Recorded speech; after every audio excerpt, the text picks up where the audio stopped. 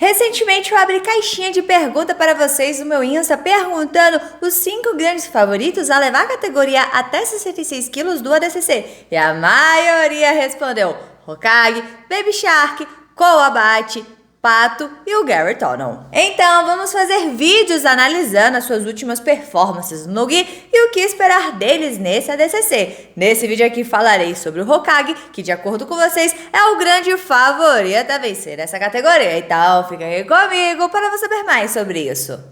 Sejam bem-vindos ao BJJ Black Sheep Fit, seu programa de treinamento voltado para o jiu-jitsu. Mesmo você não sendo profissional e só quer melhorar na sua capacidade física para o jiu-jitsu, aqui é o lugar.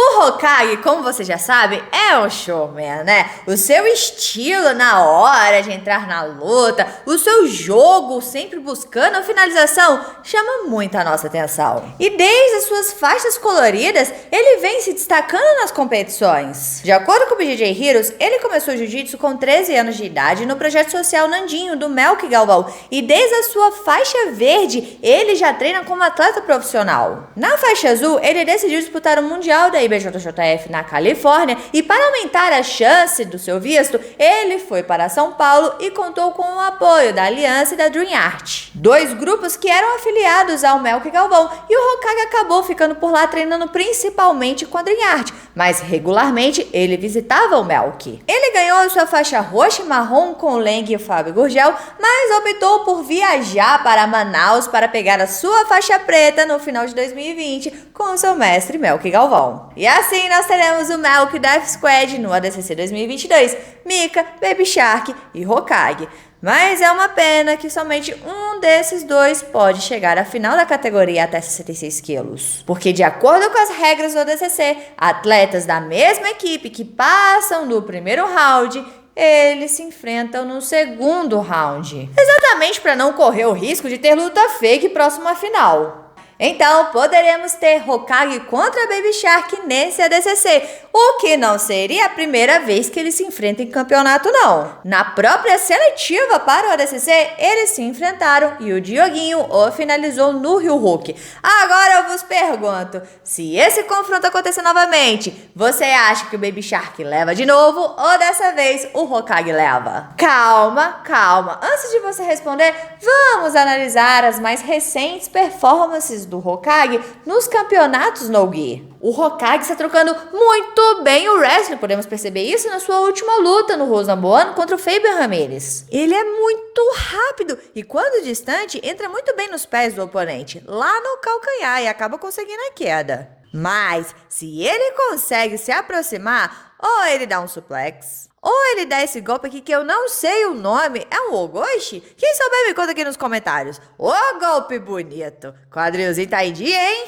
Agora, olha essa outra queda aqui, incrível! O Hokage está trabalhando muito bem os pés na hora da queda, ele está fazendo um bom footwork. Agora, essa queda aqui é de casa, hein? Eu já vi ela antes. O Baby Shark fez no ADCC Trials. Eles estão treinando ela. Ele pesca com uma perna e passa a banda na outra. A maioria das vezes a outra nem é necessária, mas como já está automático no treino deles, eles já usam segunda perna. Podemos passar ela aqui no canal. Então, se você não é inscrito, se inscreva aí pra você não perder esse vídeo. Ele também faz um duck walk. Eu acho isso lindo. Na real, quem faz isso muito bem também é o J-Rod. Quando ele começa a trocar queda, já fica esperando o seu duck walk indo para as costas. O John Jones também fez uma luta de grappling contra o Dan Henderson. Essa do John Jones foi muito estilosa. Ele fez para abrir na perna e já completou levando o Dan para o chão. E o Hokage, além de estar mandando muito bem nas quedas, ele tem uma base incrível, pode até chegar de single leg nele, mas mesmo assim, ele queda o oponente e não é quedado. Um absurdo esse garoto.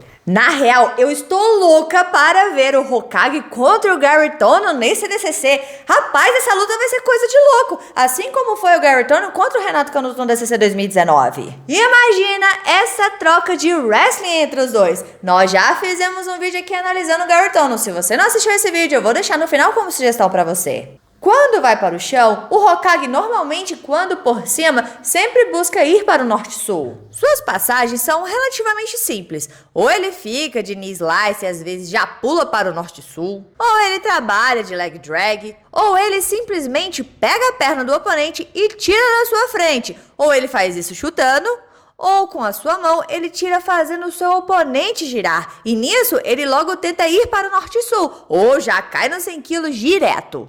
Eu acho muito incrível o seu jogo de passagem. Ele tem uma consciência corporal, uma velocidade, uma precisão surpreendente. E quando solto, ele quer o oponente de costas no chão a todo custo para passar. Mas se ele estiver coladinho, ele usa o body lock. Já com relação à sua guarda, nas suas últimas lutas ele não a usou muito, porque como ele está trocando muito bem o wrestling, ou ele acaba quedando o seu oponente e fica por cima, ou então eles puxam ele. Então não tivemos muita guarda dele recentemente pra gente avaliar aqui, mas no ADCC Trials nós tivemos, e a maioria das vezes que ele puxou, saiu finalização dali. Como o seu famoso triângulo. Eu me amarro nesses seus botes de triângulo. Ele também dá muito armloco,